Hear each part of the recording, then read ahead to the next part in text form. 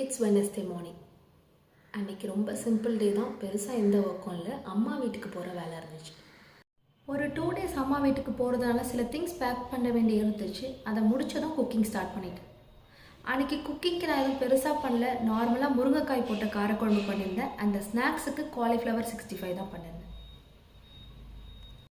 11 o'clock போல் எல்லா ஒர்க்கும் முடிஞ்சுது. வெயில் ரொம்ப ஜாஸ்தியாக இருந்ததால் ஈவினிங் 4க்கு மேலே வீட்டுக்கு போய்க்கலான்னு பிளான் பண்ணியாச்சு. ஈவினிங் 5 o'clock மேலே வீட்டுக்கு ரீச் ஆகிட்டேன். அன்றைக்கி ஃபேமிலி ஃப்ரெண்டோட ரிசப்ஷன் இருந்ததுனால எல்லோரும் ஒன்றா கிளம்பியிருந்தோம். எந்த ஒரு ப்ரெஷரும் இல்லாமல் அன்றைக்கி டேவே ரொம்ப சூப்பர் குவைட் ரிலாக்ஸிங்காக இருந்துச்சு.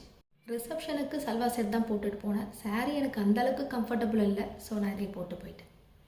அங்கே ரீச் ஆக ஒரு 8:30 போல் ஆகிடுச்சு. போனதும் விஷ் பண்ணிவிட்டு டின்னர் சாப்பிட போயாச்சு. டின்னர் ரொம்ப சூப்பராக இருந்துச்சு. அன்றைக்கி அந்த டேவும் ரொம்ப நல்லா போச்சு.